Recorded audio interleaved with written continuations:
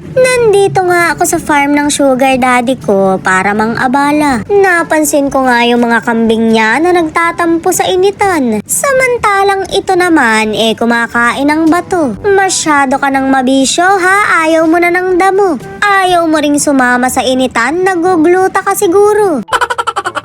May tanim nga dito yung sugar daddy ko na nagsisimula ng mamunga. O diba, puro jutay sila. Mare, wala ka bang naaalala? Di ba't ganiri din yung ex mong babaero? Lakas ng loob man loko, malaki pa yung hinlalaki mo sa paa.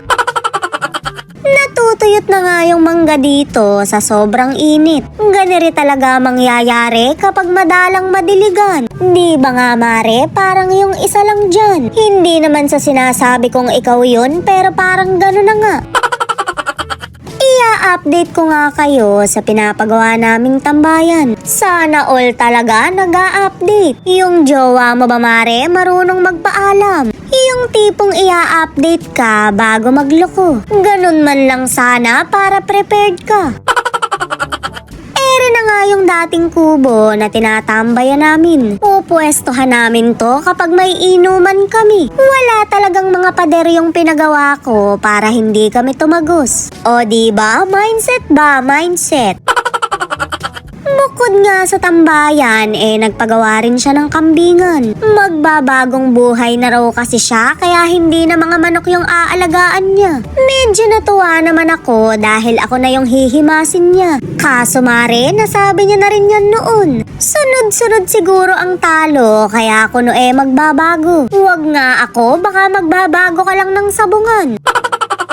Napakalaki naman yata nito, wawalo lang yung kambing mo. Paano naman sila dadami, isa lang yung lalaki. Kung gusto mo tumulong ka na para mabilis ang pagpaparami. Kita mo naman yung babuyan mo, hindi mo na inasikaso. Kabod ka na lang nabugok nung nahilig ka sa manok. O diba, wala na yung mga karibal ko dito. Mga kambing na kasi ngayon yung bagong karibal ko. Napakabibisyo naman dahil mga nagbabato. Ewan ko ba sa mga yon, ayaw ng padamo-damo lang.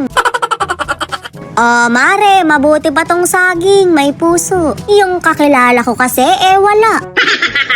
Ere nga yung fish pond niya na natutuyot na rin. Nagamit kasi namin yung laman pampatubig sa palay. Nawala na tuloy yung mga hito na basang-basa sa ulan. Hito ako!